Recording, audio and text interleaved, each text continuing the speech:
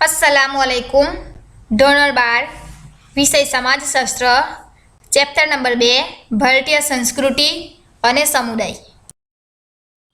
વિદ્યાર્થીની મિત્રો, લાસ્ટ વિડીયોમાં આપણે ભારતીય સંસ્કૃતિના 6 લક્ષણો વિશેની સમજ મેળવી લીધી છે। હવે આજના આ વિડીયોમાં આપણે ભારતીય સંસ્કૃતિના સ્વરૂપો વિશેની સમજ મેળવીએ।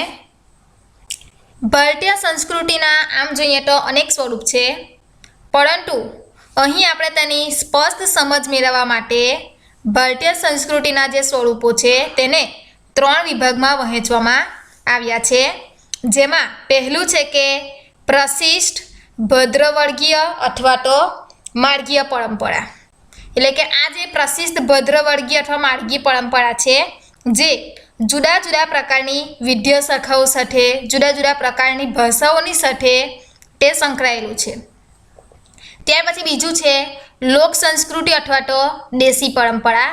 એટલે કે જ્યારથી માનવ અસ્તિત્વમાં મતલબ કે માનવ સમાજની રચના થઈ, માનવ સમાજ અસ્તિત્વમાં આવ્યો ત્યારથી લઈને અત્યાર સુધીની જે બધી પરંપરાઓ, માન્યતાઓ, રિવાજો, વહેમો, જે બધું કંઈ ચાલતું આવ્યું છે તે બધાનો સમાવેશ આ લોક સંસ્કૃતિ અને દેશી પરંપરામાં થાય છે।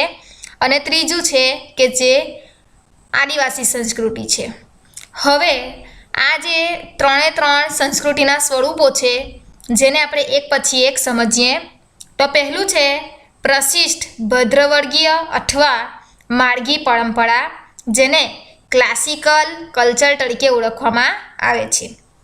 એટલે કે જે પ્રાચીન સમયથી જે બધી વિદ્યા શાખાઓ રચાઈ, જુદા જુદા પ્રકારની ભાષાઓ અસ્તિત્વમાં આવી, તો આ બધાનો સમાવેશ આ પ્રશિષ્ટ ભદ્રવર્ગીય અથવા તો માર્ગી પરંપરામાં થાય છે। જેમાં જુદા જુદા પ્રકારના જે શાસ્ત્રોની રચના થઈ, જુદા જુદા પ્રકારના જે વિષયો રચાયા, જે વિદ્યા શાખાઓ રચવામાં આવી, જેમાં પહેલું છે કે ધર્મશાસ્ત્ર, જે ધર્મની સાથે સંબંધિત છે। ત્યારબાદ બીજું છે નીતિશાસ્ત્ર, જેને આચારશાસ્ત્ર તરીકે પણ ઓળખવામાં આવે છે, જેમાં જુદા જુદા પ્રકારના નીતિ નિયમો જીવન જીવવા માટેના તેનો સમાવેશ થાય। ત્યારબાદ ત્રીજું છે જ્યોતિષશાસ્ત્ર। તો જે જ્યોતિષશાસ્ત્ર છે તે અંતર્ગત અવકાશ વિજ્ઞાન, ખગોળ વિજ્ઞાન અને જ્યોતિષશાસ્ત્ર આ 3નો સમાવેશ કરેલો છે। ત્યારબાદ ચોથું છે દર્શનશાસ્ત્ર, જેને ફિલોસોફી કહેવાય, જેમાં તત્વચિંતનની બધી વાત આવે છે। ત્યારબાદ છે કે સંગીત શાસ્ત્ર, જેમાં મ્યુઝિકની વાત આવે છે। ત્યારબાદ છઠ્ઠું છે નાટ્યશાસ્ત્ર, જેમાં નાટ્ય વિદ્યા એટલે કે નાટકની રચના અને એની ભજવણી આ બધી બાબતોને લગતું જે શાસ્ત્ર રચાયું। ત્યારબાદ 7 છે વ્યાકરણ શાસ્ત્ર, જેમાં જુદા જુદા ભાષાઓને જુદી જુદી જે ભાષાઓ છે, ભાષાઓમાં જે ગ્રામર છે તો તેનો અભ્યાસ કરે છે।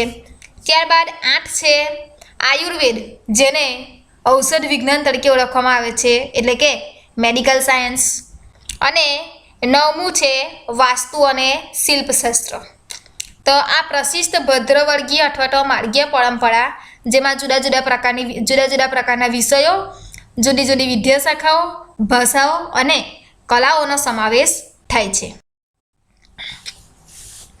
હવે આપણે જોઈએ અહીં દર્શાવેલા વિવિધ શાસ્ત્રો મૂળ સંસ્કૃત ભાષામાં રચાયેલા હતા, તેને કારણે આ પરંપરાને પ્રશિષ્ટ કહીએ છીએ।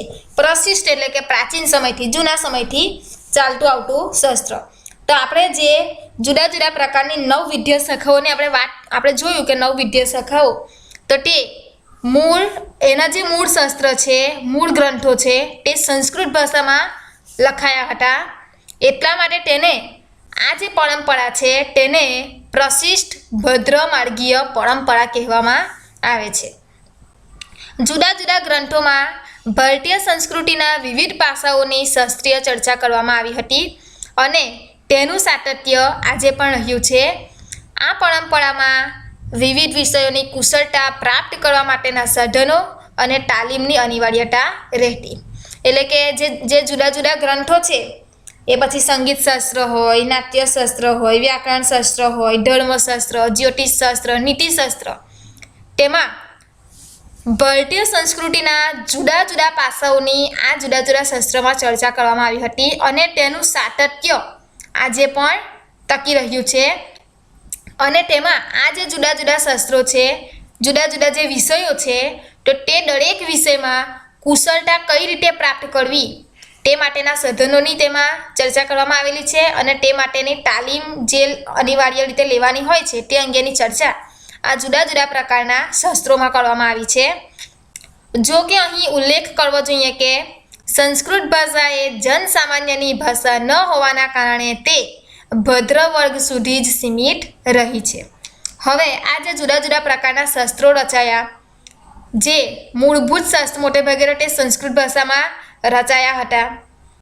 હવે સંસ્કૃત ભાષા એ આજે આપણે જોઈએ તો તે જનસામાન્યની ભાષા રહી નથી, એટલે કે બહુ ઓછા લોકો હવે સંસ્કૃત ભાષા બોલે છે. તો માટે તે જનસામાન્યની ભાષા ન હોવાના કારણે તે માત્ર ભદ્ર વર્ગ સુધી એટલે કે જે સમાજના અમુક જ વર્ગ, જેમ કે બ્રાહ્મણ હોય, વિદ્વાન કોઈ વ્યક્તિ હોય, અથવા તો સંસ્કૃત ભાષાનો કોઈ જાણનાર વિદ્વાન હોય, પ્રોફેસર હોય, શિક્ષક હોય, તો આવા લોકો સુધી જ આ સંસ્કૃત ભાષા સીમિત રહી છે. ઉપરાંત આ પરંપરામાં ભિન્ન ભિન્ન ધર્મો અને સંપ્રદાયોના તત્વો ઉમેરાતા ગયા અને તે દ્વારા એક વિશિષ્ટ ભાતીગળ સંસ્કૃતિ વિકસી. એટલે કે જે પ્રશિષ્ટ ભદ્રવર્ગીય માર્ગીય પરંપરા છે તેમાં સમાઈ જતા ભારતમાં જુદા જુદા ધર્મના લોકો આવ્યા, જુદા જુદા સંપ્રદાયના તત્વો તેમાં ઉમેરાયા. તેને કારણે તેમાં જેમ જેમ નવો ધર્મ કે નવો સંપ્રદાય ઉમેરાય તેમ તેમ દરેક ધર્મ કે દરેક સંપ્રદાય પોતાના આગવા તત્વોને લઈને આવે, પોતાની આગવી લાક્ષણિકતાઓ લઈને આવે અને તેને લીધે એક વિશિષ્ટ ભાતીગળ સંસ્કૃતિનો વિકાસ થયો છે. તો આ થયું પ્રશિષ્ટ ભદ્રવર્ગીય અથવા તો માર્ગીય પરંપરા, જેને ક્લાસિકલ કલ્ચરલ તરીકે ઓળખવામાં આવે છે અને તે મોટે ભાગે કોઈ વિષય સાથે કે કોઈ વિદ્યાશાખાની સાથે સંકળાયેલ છે. ત્યારબાદ બીજું છે લોક સંસ્કૃતિ અથવા તો દેશી પરંપરા, જેને ફોક કલ્ચરલ તરીકે ઓળખવામાં આવે છે. તો આ જે દેશી સંસ્કૃતિ, આપણે જે દેશી પરંપરા છે, એટલે કે માનવ સમાજ જેટલો જૂનો છે, જ્યારથી માનવ સમાજ અસ્તિત્વમાં આવ્યો, શરૂઆતમાં માનવીએ પોતાના વસવાટની શરૂઆત કરી ત્યારે આદિમાનવ એકલું જીવન ગુજારતા હતા, જંગલમાં રહેતા હતા, ગુફામાં રહેતા હતા. પછી ધીમે ધીમે તેમાંથી સમાજ અસ્તિત્વમાં આવ્યો. એટલે કે આ જે લોક સંસ્કૃતિ છે અથવા તો દેશી પરંપરા છે તે માનવીએ જ્યારથી સમાજમાં રહેવાનું શરૂ કર્યું તેટલા વર્ષો જૂની છે. લોક સંસ્કૃતિને આદિમાનવની મનોવૈજ્ઞાનિક અભિવ્યક્તિ તરીકે ઓળખવામાં આવે છે. એટલે કે આ જે લોક સંસ્કૃતિ છે, લોક સંસ્કૃતિમાં લોકોની બોલી, લોકોની ભાષા, લોકોના રીત રિવાજો, લોકોની માન્યતાઓ, લોકોની અંધશ્રદ્ધાઓ, લોકોના વહેમો, આ બધી બાબતોનો સમાવેશ થાય છે. તો આ જે લોક સંસ્કૃતિ છે તે આદિમાનવની મનોવૈજ્ઞાનિક અભિવ્યક્તિ છે. એટલે કે આદિમાનવ શરૂઆતમાં જે ગુફામાં જીવન જીવતો હતો, જંગલમાં એકલવાયુ જીવન જીવતો હતો, તેમાંથી ધીમે ધીમે તેઓ એકબીજાની સાથે ભળીને આદિમાનવો ભેગા થયા અને તેને લીધે એક સમાજ બન્યો જે માનવ સમાજ તરીકે ઓળખાયો. તેમાં આમ કહી શકીએ કે લોક સંસ્કૃતિ એ આદિમાનવની મનોવૈજ્ઞાનિક અભિવ્યક્તિ છે.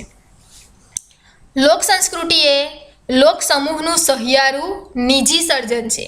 એટલે કે લોક સંસ્કૃતિનું સર્જન કોઈ એક વ્યક્તિથી થયું નથી, પરંતુ જુદા જુદા લોકોનો સમૂહ ભેગા થયા, માનવ સમાજ ભેગો થયો.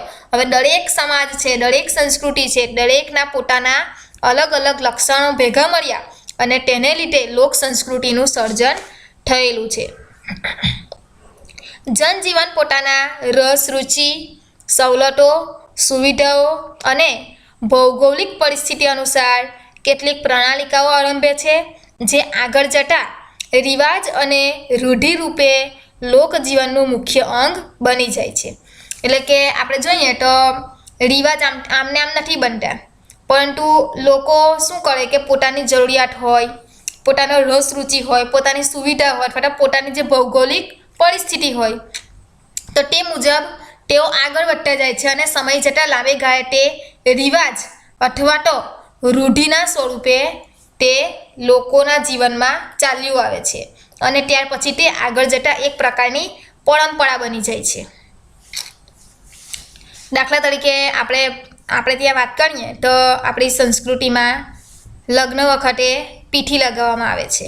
તો મતલબ કે લોકોના સમયથી ચાલ્યું આવ્યું છે અને આજે પણ લોકો તેને અનુસરે છે. મતલબ કે આ લોકોના રિવાજ છે.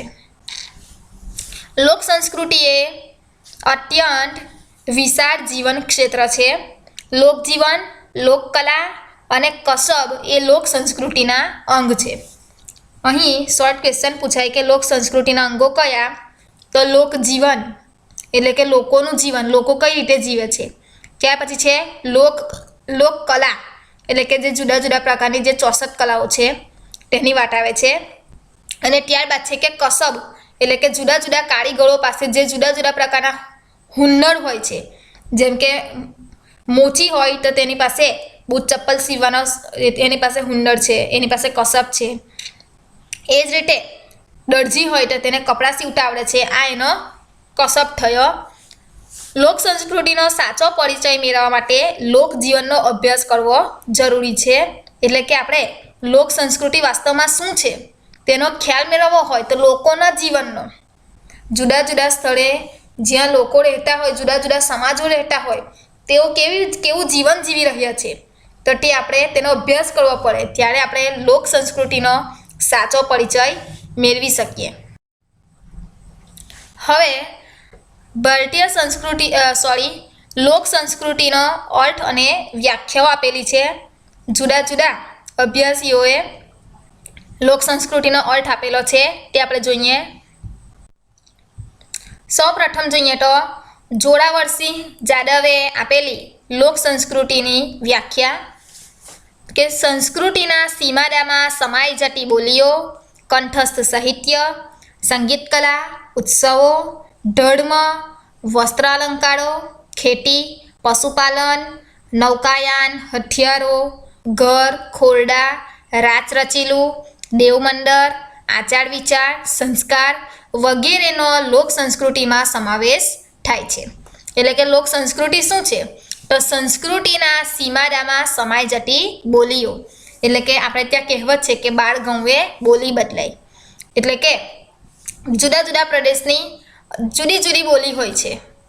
આપણે જેમ જેમ પ્રદેશ બદલાય, વિસ્તાર બદલાય તેમ તેમ તમે જોજો, તમે અનુમાન કર્યું હશે કે તમારી બોલીમાં તફાવત આવી જાય. દાખલા તરીકે સુરતનું કોઈ વ્યક્તિ ત્યારે ભરૂચમાં આવે એટલે તરત જ કોઈ પણ ઓળખી પાડે કે આ સુરતી બોલી બોલે છે. અથવા તો ભરૂચનું જો કોઈ વ્યક્તિ સુરતમાં જાય તો બોલી પરથી ઓળખી પાડે કે આ ભરૂચી છે. મતલબ કે અહીં લોક સંસ્કૃતિના સીમાડામાં સમાઈ જતી બોલીઓ. ત્યાર પછી કંઠસ્થ સાહિત્ય એટલે કે કંઠસ્થ એટલે કે જે લેખિતમાં નહીં પરંતુ જેને મોઢે કરેલું હોય છે, જે લોકોના મુખે બોલાયેલું હોય છે તે કંઠસ્થ સાહિત્ય. પછી સંગીત કલા. હવે જુદી જુદી સંસ્કૃતિઓમાં સંગીત જે છે તો સંગીત કલામાં પણ તફાવત હોય, ઉત્સવોમાં તફાવત હોય.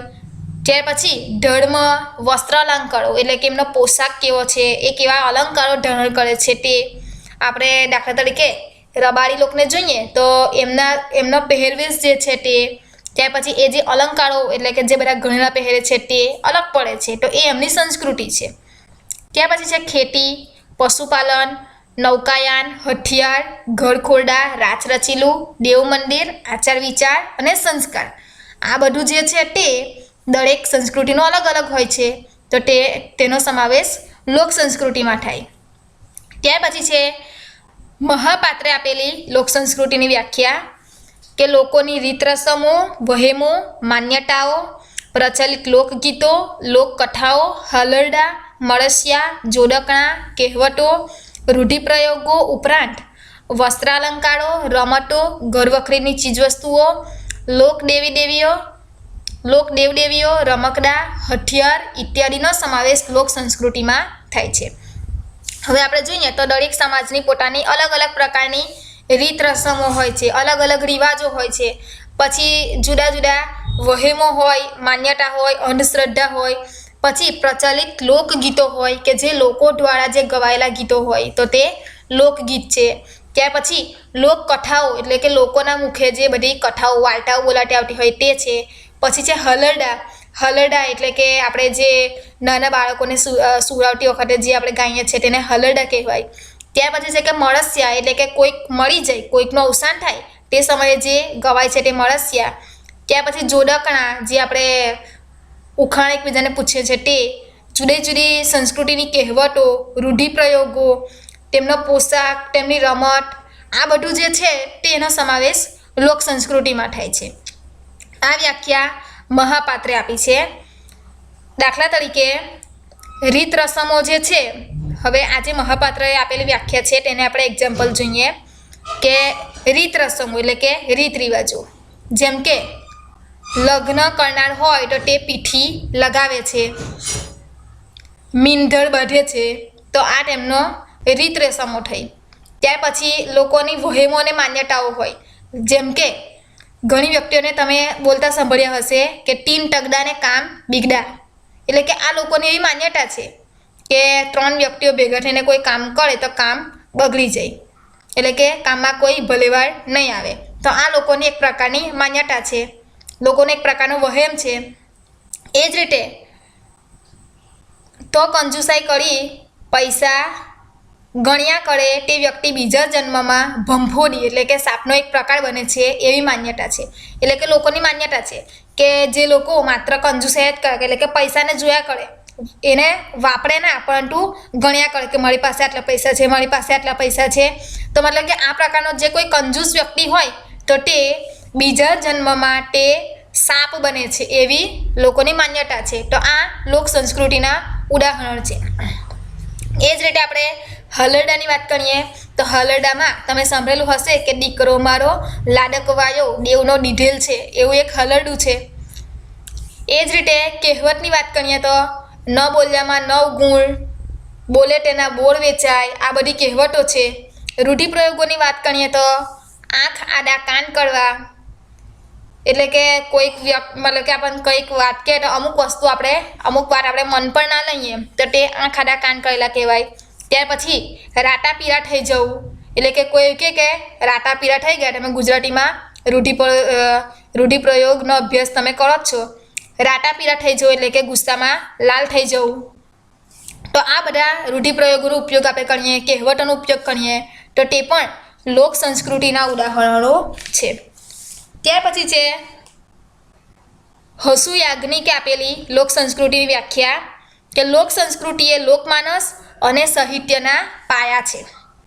સભ્યતાનો વિકાસ અને સંસ્કૃતિની ઉપલબ્ધિ બંનેની વિકાસ યાત્રા સાથે લોક સંસ્કૃતિ જોડાયેલી છે. આ વ્યાખ્યા હસુ યાજ્ઞિકે આપેલી છે. તો તેમના મત મુજબ લોક સંસ્કૃતિ શું છે તો લોકમાનસ અને સાહિત્ય બંનેનો પાયો છે. એટલે કે લોકોનું માનસ, જુદા જુદા માનવ સમાજો ભેગા મળ્યા અને દરેકનું માનસ એટલે કે જે લોકમાનસ છે તો લોકમાનસ દ્વારા જે સંસ્કૃતિનું નિર્માણ થયેલું છે તે અને સાહિત્ય, આ બંને એ લોક સંસ્કૃતિના પાયા છે. સભ્યતાનો વિકાસ અને સંસ્કૃતિની ઉપલબ્ધિ બંનેની વિકાસ યાત્રા સાથે લોક સંસ્કૃતિ જોડાયેલી છે. સભ્યતાનો વિકાસ એટલે કે માનવી શરૂઆતમાં આદિ માનવ તરીકેનું જીવન ગુજારતો હતો, ત્યાર પછી તે ધીમે ધીમે સમાજ અસ્તિત્વમાં આવ્યો અને સભ્યતાનો વિકાસ થયો અને તેમાંથી સંસ્કૃતિનો વિકાસ થયો. તો આ જે વિકાસ યાત્રા છે તેની સાથે જ લોક સંસ્કૃતિ જોડાયેલી છે. હવે ત્યાર પછી જે વ્યાખ્યા છે તે વ્યાખ્યા કૃષ્ણદેવ ઉપાધ્યાયે આપેલી છે કે લોકવિદ્યાને લોક સંસ્કૃતિ સાથે ઓળખાવે છે. એટલે કે કૃષ્ણદેવ ઉપાધ્યાય જે છે સમાજશાસ્ત્રી, તેઓ લોકવિદ્યાને કોની સાથે સરખાવે છે? લોક સંસ્કૃતિની સાથે તેને ઓળખાવે છે કે લોકવિદ્યા એટલે કે લોકોએ પોતાના જીવન માટે જરૂરી એવી પોતે નિપજાવી કાઢેલી વિદ્યા કે જ્ઞાન જે લોક સમાજમાં ઉત્પન્ન થાય છે. એટલે કે લોકવિદ્યા જે છે તે જ લોક સંસ્કૃતિ છે. તો અહીં લોકવિદ્યાનો અર્થ આપણે સમજવો પડે કે લોકવિદ્યા શું છે. તો લોકવિદ્યા એટલે કે લોકોએ, માનવીએ પોતાના જીવન માટે જરૂરી હોય, અગત્યની હોય એવી નિપજાવી કાઢેલી એટલે કે પોતે ઉપજાવી કાઢેલી, પોતે ઉત્પન્ન કરેલી એ પ્રકારની વિદ્યા છે કે એક પ્રકારનું જ્ઞાન છે કે જે શામાંથી ઉત્પન્ન થાય છે તો લોક સમાજમાંથી ઉત્પન્ન થાય છે. ભારતની બહુમતી પ્રજા સદીઓથી લોક સંસ્કૃતિ સાથે જોડાયેલી છે. આ પરંપરા મૌખિક રહી હોવાથી પુસ્તકનો સીધો આધાર તેના વિકાસમાં જોવા મળતો નથી. એટલે કે જે લોક સંસ્કૃતિ છે અથવા તો આ જે લોક સંસ્કૃતિ છે તેમાં લોકો દ્વારા ચાલી આવતી સંસ્કૃતિ કે જે કોઈ પુસ્તકમાં નથી લખાઈ, કે જેનો કોઈ ગ્રંથ અસ્તિત્વમાં આવ્યો નથી, પરંતુ લોકો દ્વારા ચાલી આવતી છે. તમે લોકો દ્વારા જે માન્યતાઓ છે, લોકોના રીત રિવાજો, લોકોની પરંપરાઓ, લોક બોલીઓ, આ બધું જે છે તે લોકો દ્વારા ચાલ્યું આવ્યું છે. તો તેનો સમાવેશ લોક સંસ્કૃતિ છે. તો હવે આ જે લોક સંસ્કૃતિ છે તે મોટે ભાગે મૌખિક રહી છે, એટલે કે તે પુસ્તકના સ્વરૂપમાં તેનો વિકાસ થયેલો જોવા મળતો નથી. એક પેઢીમાંથી બીજી પેઢીમાં તેનું હસ્તાંતરણ થતું આવ્યું છે. ભૌગોલિક રીતે વિસ્તાર પ્રદેશ અને વિવિધ આબોહવા ધરાવતા ભારતમાં ભૌગોલિક વાતાવરણ મુજબ લોક સંસ્કૃતિ જોવા મળે છે. આપણે જોઈએ તો ભારત દેશના ભૂગોળની વાત કરીએ તો તેમાં પણ વિવિધતા જોવા મળે છે, એટલે કે ભૌગોલિક વૈવિધ્ય ધરાવનારો દેશ છે. હવે જે મુજબનું ભૌગોલિક વૈવિધ્ય છે, જે મુજબનું ભૌગોલિક વાતાવરણ છે તે મુજબ લોક સંસ્કૃતિ જોવા મળે છે. મોટે ભાગે કૃષિ અર્થવ્યવસ્થાવાળા દેશોમાં અને ગ્રામ્ય પરિવેશમાં લોકગીતો, નાટ્ય સ્વરૂપો અને ચિત્રકલા વિકસી છે. એટલે કે જે દેશમાં મોટે ભાગે ખેતી પર આધારિત દેશ છે, ખેતી પ્રધાન દેશ છે, તો તેવા દેશોમાં આપણે જોઈએ તો મોટે ભાગે ગ્રામ્ય પરિવેશમાં એટલે કે ગ્રામીણ વિસ્તારોમાં લોકગીતો, નાટકો અને ચિત્રકલા તેનો વિકાસ થયેલો જોવા મળે છે. આદિવાસી સંસ્કૃતિ અને લોક સંસ્કૃતિ આ સંદર્ભમાં ઘણું સામ્ય ધરાવે છે. એટલે કે જે આદિવાસી સંસ્કૃતિ છે તે અને લોક સંસ્કૃતિ છે તે બંનેમાં મોટે ભાગે સરખાપણું જોવા મળે છે. વિભિન્ન પહેરવેશ, શૃંગારના ભિન્ન ભિન્ન સ્વરૂપો, રોજિંદા ભોજનનું વૈવિધ્ય અને સાથે બાળ ગાંવે બોલી બદલાય એ ઉક્તિ ભારતીય સંસ્કૃતિના વૈવિધ્યને સુપેરે વ્યક્ત કરે છે. એટલે કે આપણે જોઈએ તો ભારત દેશના જુદા જુદા રાજ્યમાં જાઓ, જો તમે પૂર્વમાં જાઓ તો ત્યાંના લોકોનો પહેરવેશ અલગ, એ જ રીતે જો તમે દક્ષિણમાં જાઓ, તમિલનાડુ, કેરળ, પશ્ચિમ બંગાળ, તો ત્યાંના લોકોનો પહેરવેશ અલગ. આ તરફ તમે આપણે ગુજરાતની વાત કરીએ તો ત્યાંના લોકોનો પહેરવેશ અલગ. એ જ રીતે તમે મતલબ કે ભારત દેશમાં તમે ગમે ત્યાં જાઓ, દરેક મતલબ કે જેમ પ્રદેશ બદલાય છે તેમ દરેકનો પહેરવેશ પણ બદલાય છે. એ જ રીતે શૃંગારની એટલે કે સાજ મતલબ કે જે સળગારની જે આપણે વાત કરીએ છીએ તેના પણ ભિન્ન ભિન્ન સ્વરૂપો જોવા મળે છે. એ જ રીતે તેમના ભોજનમાં પણ વૈવિધ્ય જોવા મળે છે. અને કહેવત છે કે બાળ ગાંવે બોલી બદલાય, એટલે કે જેમ જેમ બાળ ગાંવ બદલાય એટલે તરત જ બોલી બદલાય છે, એટલે કે બોલીમાં પણ વિવિધતા જોવા મળે છે, જે ભારતીય સંસ્કૃતિનું વૈવિધ્યને વ્યક્ત કરે છે. એ જ રીતે આપણે જોઈએ તો ગુજરાતની અંદર ગરબા જાણીતા છે, ગરબા અને ભવાઈ. ત્યાર પછી પંજાબમાં આપણે જઈએ તો ત્યાંનું લોકનૃત્ય ભાંગડા છે. મહારાષ્ટ્રમાં જઈએ તો ત્યાંનું લોકનૃત્ય લાવણી છે. આસામમાં તો ત્યાંનું લોકનૃત્ય બિહુ છે.